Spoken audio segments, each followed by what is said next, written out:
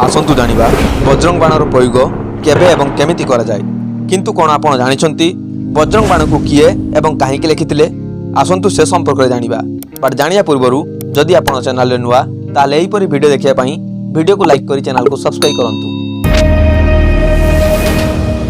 प्रकृत रे हनुमानंकर बजरंग बाणर प्रयोग सेतेबेले करा जाय जेतेबेले कि आपण बहु अधिक समस्या रहिचंती एवं आपणक द्वारा सही समस्यार समाधान संभव हेउ नाही।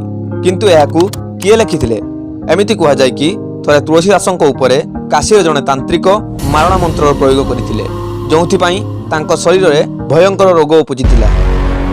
सही समय तुलसीदास बजरंग बाण पड़ी हनुमान को गुहारी कले एवं बजरंग बाण पाठर गोटे दिन मध्य तांकर संपूर्ण शरीर सुस्थ हो जाइतिला। मना जाय कि बजरंग बाण पाठ करिया द्वारा हनुमान आपणक विरुद्ध रे षडयंत्र करिथिबा शत्रुर विनाश करिथांती। किंतु एही कथा मध्य ध्यान रखिबा जरूरी होइताय कि बजरंग बाणर पाठ सही समय करिया दरकार जेतेबेले आपणक जीवन उपरे विपद रहिथिबो एवं एहार प्रयोग निजर लाभ पई करिबा अनुचित। किंतु अन्य केतकंक मतरे बजरंग बाणर पाठ शुद्ध चित्त एवं शुद्ध शरीर रे जे कोनसी समय करा जाय परिबो। बजरंग बाणर पाठ करिया समय मनरे कोनसी खराब भावना रखिबा अनुचित, जेमिति कि धन संपद अथवा कोनसी भौतिक इच्छार पूर्ति पई बजरंग बाणर पाठ करिया अनुचित।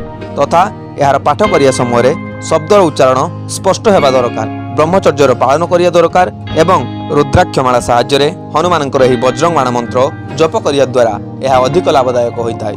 जदि आपणकर कोनसी विशेष मनस्कामना रहिछि ताहाले एथिपई आपण 41 दिन पर्यंत निष्ठा मनोभाव सह बजरंग बाणर पाठ करंतु, ताहा सिद्ध होइजिवो। किंतु उपयुक्त नियमर सह करंतु, कारण एथिरे हनुमानंकु राण तथा नियम दिया जाय। एहा व्यतीत संत तुलसीदास हनुमान चालीसा रामचरित मानस परी महान ग्रंथ सबको रचना करथिले।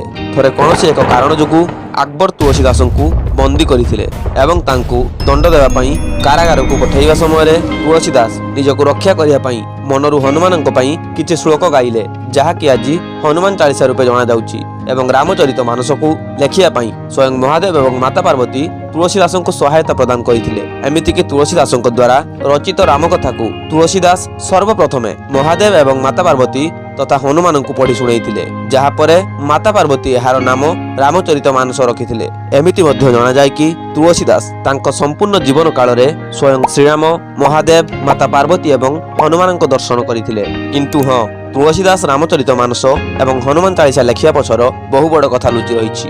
हनुमानंक बजरंग बाण परी हनुमान चालीसा एवं रामचरित मानस रे मध्य यथेष्ट भूमिका रहिछि, जहार पठन आमर भौतिक तथा आध्यात्मिक जीवन रे यथेष्ट प्रभाव पकई थाए। एमिति रे आपण किछि नहेले प्रत्येक दिन शुद्ध चित्त एवं शुद्ध मनरे हनुमान चालीसा तथा बजरंग बाणर गोटे थर पाठ करंतु, जहा द्वारा आपणकु एहार शक्ति तथा उपकारिता संपर्क रे निश्चय जणा पड़िबो। जदि तथ्यटी आपणक पई उपयोगी होइछि ताहाले कमेंट बॉक्स रे जय हनुमान निश्चय कमेंट करंतु।